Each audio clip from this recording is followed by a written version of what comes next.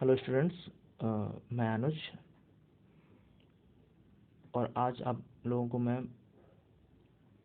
British Bharat में समय समय पर जो आयोग इंट्रोड्यूस किए गए उनको बताऊंगा।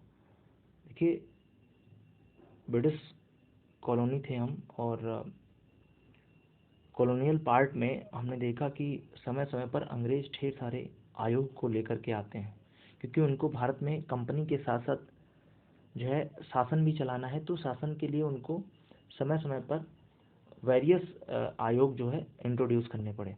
अब उन आयोग को आपके एग्ज़ाम में एक तरफ आयोग का नाम, एक तरफ उसका ईयर और एक तरफ उसका गवर्नर जनरल पूछा जाता है। अगर हम बात करें आयोग की या योजना की या समिति की, तो योजना, आयोग और समिति ये चीज़ें हमको देखनी है।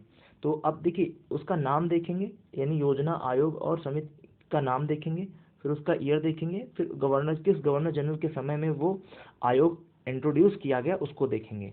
तो हम कैटेगराइज कर देंगे। सबसे पहले हम भारत में जितने भी शिक्षा से संबंधित आयोग होंगे, यानी ब्रिटिश भारत में जितने भी ऐसे आयोग जो एजुकेशन से संबंधित हैं, उन आयोगों को हम देखना स्टार्ट करेंगे। देखिए, सबसे पहला जो आयोग है वो चार्ल्स वुड डिस्पैच के नाम से जाना जाता है, और ये चार्ल्स वुड डिस्पैच के नाम से जाना जाता है। 1854 में ये जो है आपका एक्ट आया। लॉर्ड डलहौजी जो है उस समय भारत के गवर्नर जनरल थे, और आप जानते हो कि जो लॉर्ड डलहौजी है उनका टाइम पीरियड 1848 से 1856 रहा है। तो 1848 से लेकर के 1856 तक ये इनका जो है टाइम पीरियड रहा है। तो आप जानते हो कि इस टाइम पीरियड के दौरान ढेर सारी घटनाएं घटी, और उनमें जो है एक शिक्षा से संबंधित एक जो है चार्ल्स वुड डिस्पैच की अध्यक्षता में बनाया जाता है। और ये जो आयोग है, कहते हैं कि इसको भारतीय शिक्षा का मैग्ना कार्टा के नाम से जानते हैं। आज तक भारत में शिक्षा को लेकर के इतना ज़्यादा जो है कोई आमूल चूल परिवर्तन नहीं हुआ था, इसलिए शिक्षा के क्षेत्र में भारत में इसको मैग्ना कार्टा का हम दर्जा देते हैं। ठीक है। अब देखिए, अगर हम बात करें जो है डलहौजी साहब की, तो डलहौजी ने ढेर सारे जो है चीज़ों को भारत में इम्प्लीमेंट किया। उसके अंतर्गत अगर हम देखें तो ही also introduce the passenger train. इन्होंने सबसे पहले पैसेंजर ट्रेन यानी रेलवे का जो है इनाग्रेशन किया इंडिया में। और आप जानते हो जो इलेक्ट्रिक टेलीग्राफ होता है उसका भी इनाग्रेशन इन्होंने ही किया। और आप जानते हो डाक व्यवस्था है, इसको भी कहीं ना कहीं डलहौजी ने इंट्रोड्यूस किया। और डॉक्ट्रिन ऑफ लैप्स मेथड आप जानते हो डलहौजी के द्वारा लाया गया। और ये जो शिक्षा संबंधित है मैग्ना कार्टा, ये 1854 में लाया गया। और विधवा पुनर्विवाह 1856 में, आप देख लो ना, विडो री मैरिज एक्ट 1856 में इन्हीं के द्वारा लाया जा रहा है। और पेंशन, जो पेशवा पेंशन है, समाप्त करने का जो है इन्होंने ही किया था 1853 में। तो इस तरीके से हमने लॉर्ड डलहौजी के बारे में कुछ पॉइंट्स देख लिए जो एग्जाम में पूछे आते हैं। अब हम देखेंगे नंबर 2, हंटर आयोग। हंटर आयोग ये हंटर कमीशन है। सर याद रखना, हंटर कमीशन और हंटर कमेटी में मेजर डिफरेंस है। ये डब्ल्यू हंटर सर की अध्यक्षता में 1882 में लॉर्ड रिपन की जो हमारे हैं गवर्नर जनरल के समय, ये हंटर आयोग आया। हंटर आयोग की अगर बात करें तो हंटर आयोग शिक्षा से संबंधित है, वहीं हंटर आयोग यानी कमीशन शिक्षा से संबंधित है जो रिपन के समय आ रहा है, 1882 में आ रहा है। चूंकि आप जानते हो 1880 से लेकर के, यानी 80 से लेकर के 1880 से लेकर के 1884 तक का जो टाइम पीरियड है वो किसका है सर, बोलिए। ये है आपका लॉर्ड रिपन का। और रिपन के बारे में कुछ इंपॉर्टेंट फैक्ट मैं बताऊंगा, उसके पहले आप ये समझ लो, हंटर कमीशन जो है वो शिक्षा से संबंधित है, लॉर्ड रिपन के समय 1882 में आ रहा है।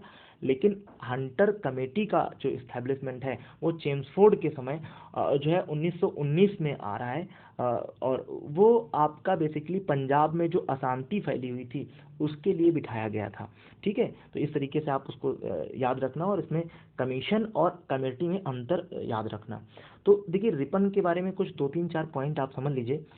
पहली बात तो इन्होंने वर्नाकुलर प्रेस एक्ट जो लिटन लेकर के आए थे उसको इन्होंने समाप्त कर दिया था। ये बहुत ही मैग्नानिमस हैं, बहुत ही उदार लिबरल जो है गवर्नर जनरल की सीरीज में आते हैं। और कहते हैं कि इनको भारत में स्वायत्त प्रशासन का जनक या स्वायत्त सुशासन का जनक भी कहते हैं, लोकल सेल्फ गवर्नमेंट का जनक कहते हैं इनको। और इन्हीं के समय इल्बर्ट बिल जो आया था 1883 और 84 में, वो विवाद इन्हीं के समय देखा जाता है। रिपन सर ने सर्वप्रथम, आप जानते हो, भारत में जो है कारखाना अधिनियम 1881 में जाकर के इंट्रोड्यूस किया था। और इस तरीके से हम रिपन बहुत ही उदार गवर्नर जनरल के बारे में के रूप में जाने जाते हैं। अब हम देखेंगे रैले आयोग। रैले आयोग की स्थापना 1902 में लॉर्ड कर्जन ने की थी। तो रैले आयोग जो है सर रैले की कमीशन में, सर रैले की अध्यक्षता में बनाया गया 1902 में।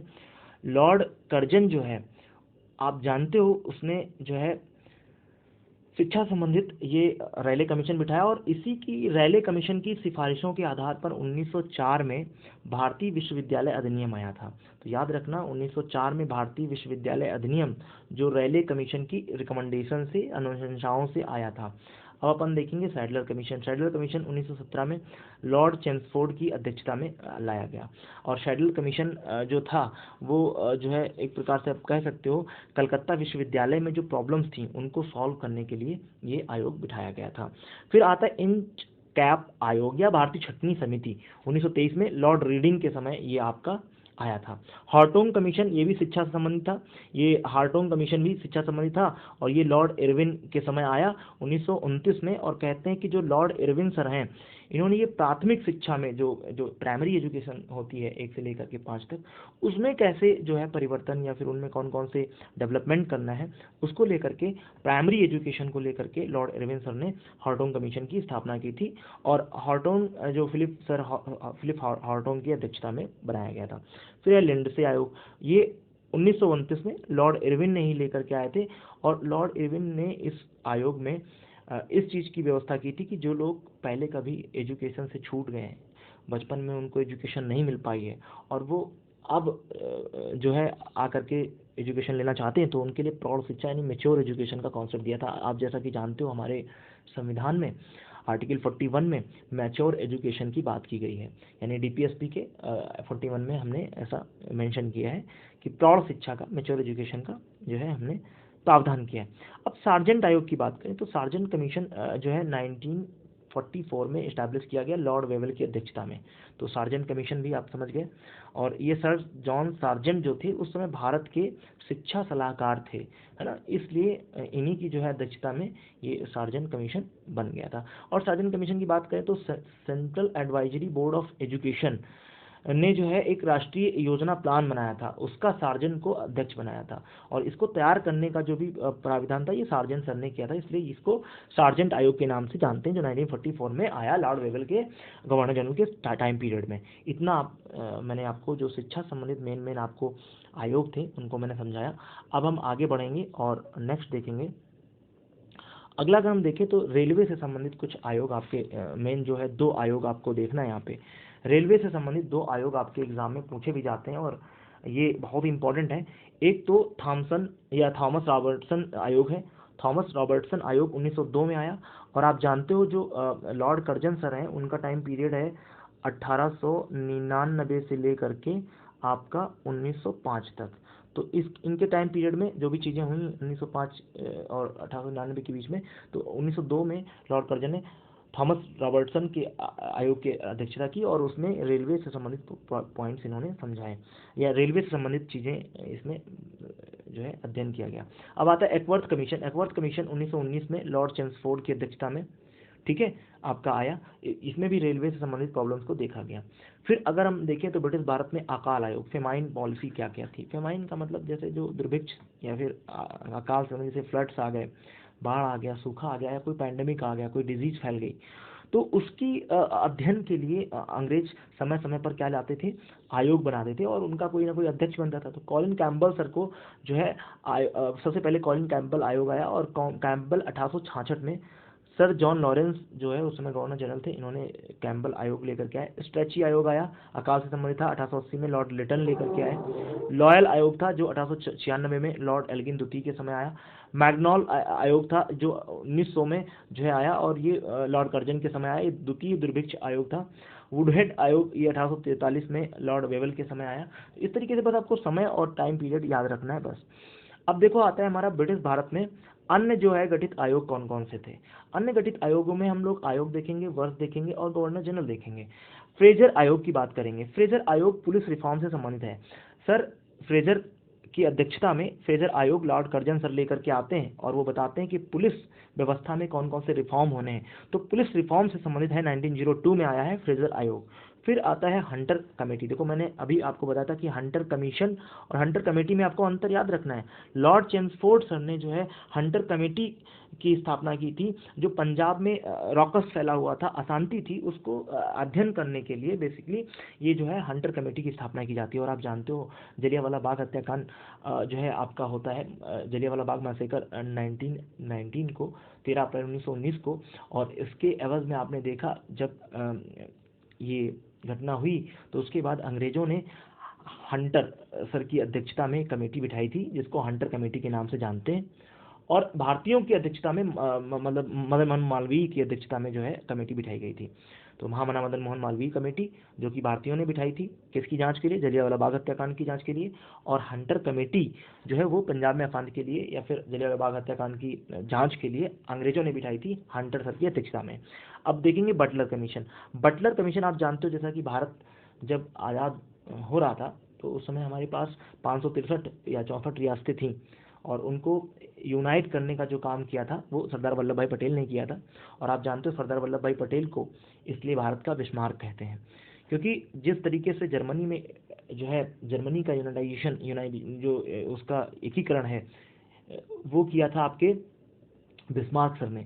तो इसलिए हम इंडिया में जो 564 या 63 रियासतें हैं उनको मिलाने का काम जो है वो आपके सरदार वल्लभ भाई पटेल ने किया। इसलिए पटेल सर को हम भारत का बिस्मार्क कहते हैं। और आप जानते हो कि इनको लौह पुरुष भी कहते हैं। और इनको सरदार का जो टाइटल है वो बारदोली सत्याग्रह के दौरान वहाँ की जो वुमेन्स हैं लोकल्स, उन लोगों ने उनको ये टाइटल दिया था। और अगर हम देखें तो कहते हैं कि भारतीय रियासतों के संबंध में ये बटलर आयोग बिठाया था लॉर्ड इरविन ने 1927 में। अब विटले आयोग लेबर लॉज से संबंधित था, लेबर कानूनों से संबंधित था और ये 1929 में इरविन सर की अध्यक्षता में आया।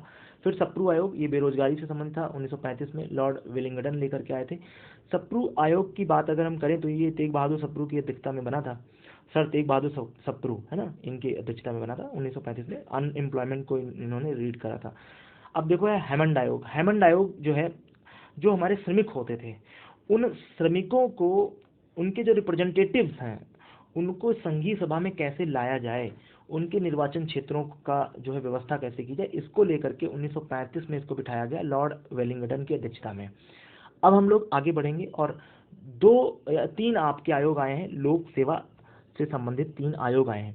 ये लोक सेवा आयोग से संबंधित जो 3 आयोग हैं उनको हम देखेंगे, एक असेंशन और एक है इस्लिंगटन और फिर ली आयोग। सर अगर हम बात करें लोक सेवा आयोग की तो आप जानते हो कि भारत में लोक सेवा आयोग की स्थापना 1 अक्टूबर 1926 को हुई थी। 1 अक्टूबर 1926 में किसकी स्थापना हो रही है? यूपीएससी की स्थापना हो रही है, यूनियन पब्लिक सर्विस कमीशन की स्थापना, लगभग आज से 95 साल पहले। तो इस तरीके से हमने देखा कि ब्रिटिश सरकार में जो लोक सेवा से संबंधित आयोग बने वो कौन कौन से, तो एचिंसन आयोग जो है 1886 में लॉर्ड डफरिन की अध्यक्षता में बना। इस्लिंगटन आयोग 1912 में लॉर्ड एल्गिन सेकेंड के जो है अध्यक्षता में बना। और ली आयोग 1923 में लॉर्ड रीडिंग के समय आया। तो ये हमारे कुछ आयोग थे जिनको हमने देखा और आप आई होप आपको ये सब चीज़ें समझ में आई होंगी। और आप बस डेट को लिख लेना और मैचिंग के लिए डेट आता है या तो फिर गवर्नर जनरल के समय आया, ये आपको पूछा जाता है एग्जाम में। और एक क्वेश्चन यहाँ से मोस्टली पूछ ही लिया जाता है। ठीक है सर।